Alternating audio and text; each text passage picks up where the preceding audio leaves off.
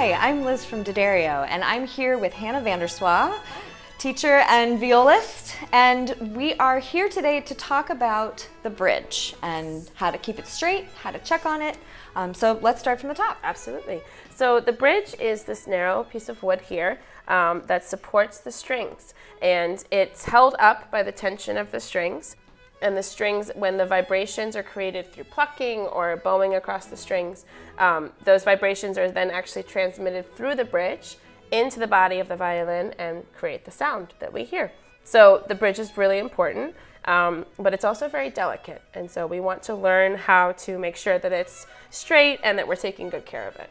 So. Okay, cool. So how do we check and make sure that the bridge itself is straight? Absolutely. So there's a couple of ways that we can look. I'm going to start by looking this way, straight on at it, and making sure that it's standing up straight, right? So it has that nice right angle along the belly of the violin here. And I'm also going to look at it straight on this way. So if you look here, right, again, we want the bridge to be straight, parallel to the fingerboard, and centered between the F holes.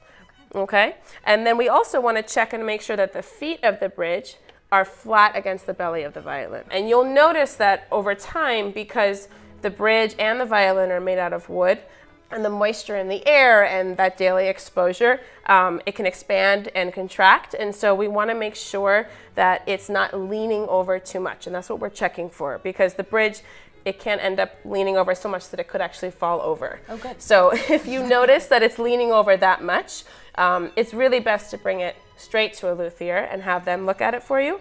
But what we're going to do here is we're going to figure out how we can make some minor adjustments if needed. Okay, so how do we do that? So the first thing you want to make sure is that your violin is properly supported. So if you actually want some extra help with that, you can always sit and put the violin in your lap, or you can lean it up against a table like I'm doing here. And I'm going to take my middle and ring fingers and set them along the back of the bridge and my thumb along the front.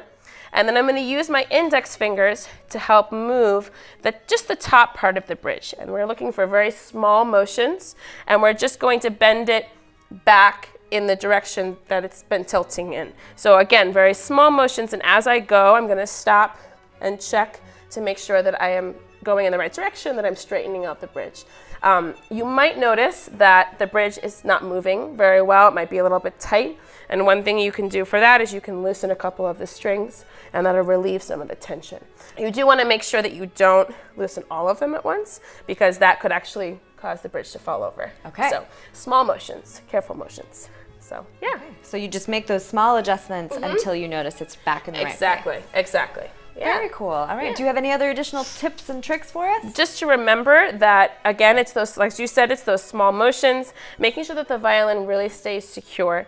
This is kind of a delicate process, and so you just want to move slowly, that you're not in a rush, and make sure that you're constantly checking and that you're not over pushing it back in the other direction. And again, if anything is too out of place, don't be afraid to ask for help. Bring it into someone, and they can provide you with that help. So that's great. Thank you so much. You're welcome.